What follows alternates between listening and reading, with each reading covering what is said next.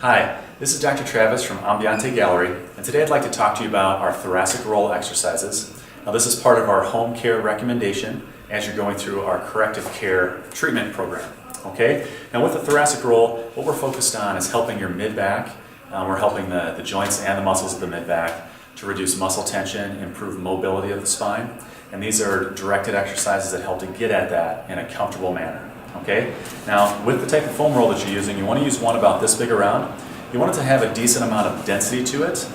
You don't want it to be too hard, otherwise it'll be uncomfortable. And then if it's too soft, it's not as effective as it should be. Okay? Now, Katie is going to demonstrate this for us for positioning and placement. Let's go ahead and get started there. Perfect. Now, the first thing we want to focus on with positioning is we want to make sure that when we lay back, we want it to hit us about the area of the shoulder blades. Now, that's a good place to start. We want to bend the knees with the hips lifted. We want to lift those hips to the same height as the shoulders, keeping everything parallel to the floor.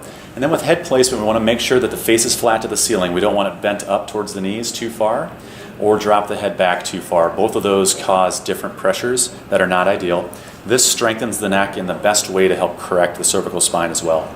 So we'll start off moving the hips down to the low back area. Go ahead and stop right there, right where you feel the core muscles engage. That's where we want to turn around and go to the other direction.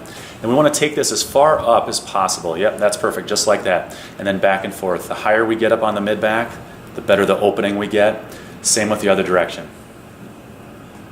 We want to do about 15 to 20 of these, ups and backs, always to comfort level. If something doesn't feel the best, then we stop right there for the day and then consult with us on the next visit.